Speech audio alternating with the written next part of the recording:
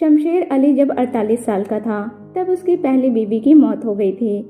इसके बाद उसने 24 साल की रुबीना के साथ दूसरा निकाह कर लिया था। रुबीना का रंग गोरा था। उसका कमसिन बदन हर किसी की निगाह में चढ़ गया था, पर वह किसी को भी घास नहीं डालती थी।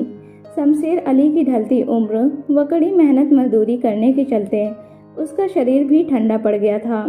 वह रुबीना को खुश नहीं कर पा रहा था, जिसके चलते वह उसके साथ सेक्स करने से भी कतराती थी।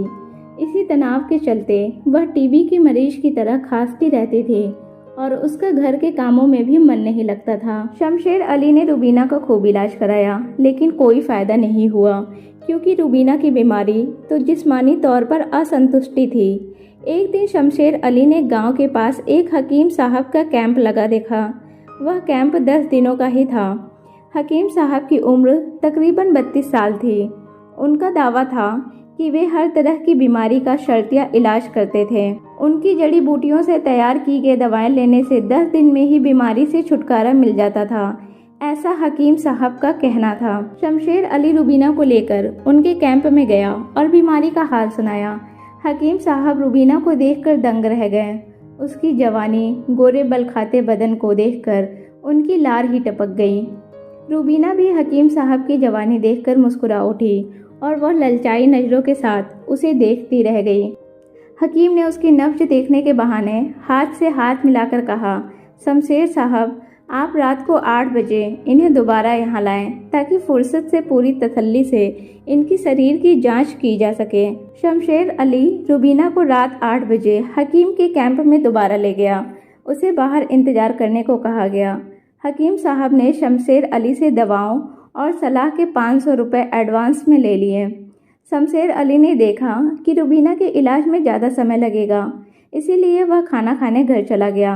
इधर हकीम साहब ने रुबीना का हाथ पकड़कर एक टेबल पर लिटा दिया और उसे नशे की गोलियां दे दी, जिससे वह नशे की हालत में अंगड़ाइयां लेने लगी। हकीम साहब ने अपना स्टेथोस्कोप निकालकर कान में लगाया और रुबीना के ब्लाउज के बटन खोलकर उसके उभारों को सहलाना शुरू कर दिया। रुबीना नशे में चूर मुस्कुरा रही थी और मजा ले रही थी। इस तरह कुछ देर में दोनों में जोश जग गया और वो टेबल पर ही एक हो गए। जब वे दोनों संतुष्ट हो गए तो अलग हो गए।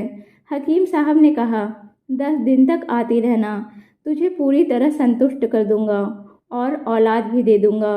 रुबीना तो यही चाहती थी। थोड़ी देर में शमशेर अली भी आ गया। हकीम साहब ने दवा की पुड़िया पकड़ाते हुए कहा, इन्हें 10 दिनों तक मेरे कैंप में ले आते रहना, जिससे इनकी बीमारी का पूरा इलाज हो जाए। इस तरह हकीम साहब ने 10 दिनों तक रुबीना के साथ संभोग किया। फिर 10 दिन का कैंप भी खत्म हो चुका था, तो वह हकीम साहब किसी और दूसरे गांव में कैंप लगाने चल दिए। लेकिन शमशेर अली अब खुश है, क्योंकि रुबीना उसका बिस्तर पर बढ़ चढ़कर साथ देती है।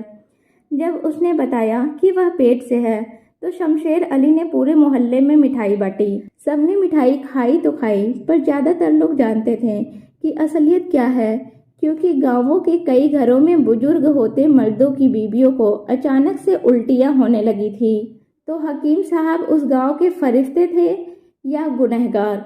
आपकी क्या राय है, हमें कमेंट करके ज़रूर बताइएगा। और वीडियो अच्छी लगी हो तो वीडियो को लाइक, शेयर और चैनल को सब्सक्राइब कीजिएगा। मिलते हैं ऐसी ही एक नई इंटरेस्टिंग कहानी के साथ। Thanks for watching.